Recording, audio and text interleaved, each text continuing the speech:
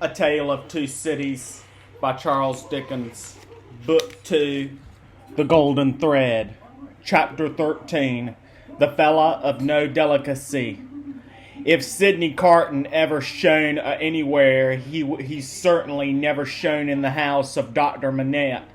He had been there often during a whole year, and had always been the same moody and morose lounger there. When he cared to talk, he talked well, but the cloud of caring for nothing, which overshadowed him with such a fatal darkness, was very rarely pierced by the light within him. And yet he did care something for the streets that entertained that house, and for the senseless stones that made their pavements. Many a night he vaguely and unhappily wandered there, when wine had brought no transitory gladness to him. Many a dreary daybreak revealed his solitary figure lingering there, and still lingering there when the first beams of the sun brought into strong relief removed beauties of architecture in spires of churches and lofty buildings, as perhaps the quiet time brought some sense of better things, else forgotten and unattainable, into his mind. Of late, the neglected bed in the Temple Court had known him more scantily than ever, and often when he had thrown himself upon it no longer than a few minutes, he had got up again and haunted that neighborhood. On the day in August when Mr. Stryver, after notifying to his jackal that he had thought better of that marrying matter, had carried his delicacy into Devonshire, and when the sight and scent of flowers in the city streets had some waves of goodness in them for the worst, or health for the sickness, and of youth for the oldest, Sidney's feet still trod those stones. From being irresolute and purposeless, his feet became animated by an intention, and in working out of that intention, they took him to the doctor's door. He was shown upstairs and found Lucy at her work alone. She has never been quite at her ease with him, and received him with some little embarrassment as he seated herself near her table. But looking up at his face in the inner charge of the first few commonplaces, she observed a change in it. "I fear you are not well, Mr. Cotton." "No, but the lead I life, Miss Manette, is not conducive to health. What is to be expected of or by some profligates?" "It is not. Forgive me. I have begun the question on my lips. A pity to live no better life." "God knows it is a shame." "Then why not change it?" Looking gently at him, she was surprised and saddened to see that there were tears in his eyes. There were tears in his voice as he answered, "It is too late for that. I shall never be better than I am. I shall sink lower and be worse." He leaned an elbow on her table and covered his eyes with his hand. The table trembled in the silence that followed. She had never seen him soften and was much distressed. He knew her to be so without looking at her, and said, Pray forgive me, Miss Manette. I break down before the knowledge of what I want to say to you. Will you hear me?" "If it will do you any good, Mr. Cotton. If it would make you happier, it would make me very glad." "God bless you for your sweet compassion." He shaded his face after a little while and spoke steadily. "Don't be afraid of me to hear me. Don't shrink from anything I say. I am like one who died young. All my life might have been. No, Mr. Cotton. I am sure that the best part of it might still be. I am sure that you might be much worser to yourself. Say of you, Miss Manette, and although I know better, although in the mystery of my own wretched heart I know better, I shall never forget it. She was pale and trembling.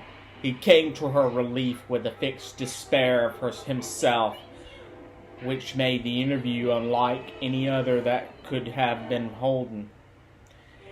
If it had been possible, Miss Manette, that you could have returned to the love of the man you see before yourself, flung away, wasted, drunken, poor creature of misuse as you know him to be, he would have been conscious this day and hour, in spite of his happiness, that he would bring you to misery, bring you to sorrow and repentance, blight you, disgrace you, pull you down with him. I know very well that you can have no tenderness for me. I ask for none. I am even thankful that it cannot be. Without it, can I not save you, Mr. Cotton? Can I not recall you, forgive me again, to a better course? Can I in no way repay your confidence? I know this is a confidence, she modestly said after a little hesitation and in earnest tears. I know you would say this to no one else. Can I turn it to no good account for yourself, Mr. Cotton? He shook his head. To none. No, Miss Manette, to none. If you will hear me through a very little more, all you can ever do for me is done. I wish you to know that you have been the last dream of my soul. In my degradation, I have not been so degraded that the sight of you with your father, and of this home made such a home by you, has stirred old shadows that I thought have died out of me. Since I know you, I have been troubled by the remorse that I thought would never reproach me again, and have heard whispers from old voices impaling me upward, that I thought were silent forever. I have had unformed ideas of striving afresh, bringing anew, shaking off sloth and sensuality, and fighting off the abandoned fight. A dream, all the dream, that ends in nothing, and leaves the sleeper where he lay down. But I wish you to know that you inspired it. Will nothing of it remain? Oh, Mr. Cotton, think again, think again. Try again. No, Miss Manette. All through it, I have known myself to be quite undeserving, and yet I have had the weakness, and have still the weakness, to wish you to know with what a sudden mastery you kindled me, heap of ashes that I am, into fire, a fire, however, inseparable in its nature from myself, quickening nothing, lighting nothing, doing no service, idly burning away. Since it is my misfortune, Mr. Cotton, to have made you more unhappy than you were before you knew me. Don't say that, Miss Manette, for you would have reclaimed me if anything could. You will not be the cause of my becoming worse, since the state of your mind that you describe is, at all events,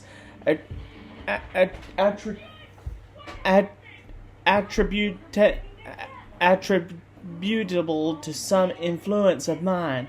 This is what I mean. If I can make it plain, can I use no influence to serve you? Have I no power for good with you at all? The utmost good that I am capable of now, Miss Manette, I have come here to realize. Let me carry through the rest of my misdirected life the remembrance that I open my heart to you, last of all the world, and that there was something left in me at this time which you could deplore and pity, which I entreat you to believe again and again, most fervently, with all my heart, was capable of better things, Mr. Cotton. Entreat me to believe it no more, Miss Manette. I have proved myself and no better. I distress you. I draw fast to an end. Will you let me believe, when I recall this day, that the last confidence of my life was reposed in your pure and innocent breast, and that it lies there alone, and will be shared by no one? If that will be a consolation to you, yes. Not even by the dearest one ever to be known to you. Mr. Cotton, she answered after an agitated pause, the secret is yours, not mine, and I promise to respect it. Thank you, and again, God bless you. He put her hand into his lips and moved towards the door. Be under no apprehension, Miss Manette, of my ever resuming this conversation by so much as a passing word. I will never refer to it again. If I were dead, that could not be sure than it is henceforth. In the hour of my death, I shall hold sacred to one good remembrance, and shall thank and bless you for it, that my last avowal of myself was made to you, and that my name and faults and miseries were gently carried in my heart. May it otherwise be light and happy. He was so unlike what he had ever shown himself to be, and it was so sad to think how much he had thrown away, and how much he every day kept down and perverted, that Lucy Manette wept mournfully for him as he stood looking back at her. Be comforted, he said. I am not worth such feeling, Miss Manette. An hour or two hence, and the low companions and low habits that I scorn but yield to will render me less worth such tears as those than any wretch who creeps along the streets. Be comforted. But within myself I shall always be towards you. What I am now, though, outwardly, I shall be what you have heretofore seen me. The last supplication but one I make to you is that you will believe this of me. I will, Mr. Cotton. My last supplication of all is this, and with it I will relieve you of the visitor with whom I well known you have nothing in unison, and between whom and you there is an impassable space. It is useless to say it, I know, but it rises out of my soul. For you and for any dear to you, I would do anything. If my career were of that better kind that there was any opportunity or capacity of sacrifice in it, I would embrace any sacrifice for you and for those dear to you. Try to hold me in your mind at some quiet times as ardent and sincere in this one time. The time will come. The time will not be long in coming, when new ties will be formed about you, ties that will bind you yet more tenderly and strongly to the home you so adorn, the dearest ties that will ever grace and gladden you. Oh, Miss Manette, when the little picture of a happy father's face looks up in yours, when you see your own bright beauty springing up anew at your face, think now and then that there is a man who would give his life to keep a life you love beside you.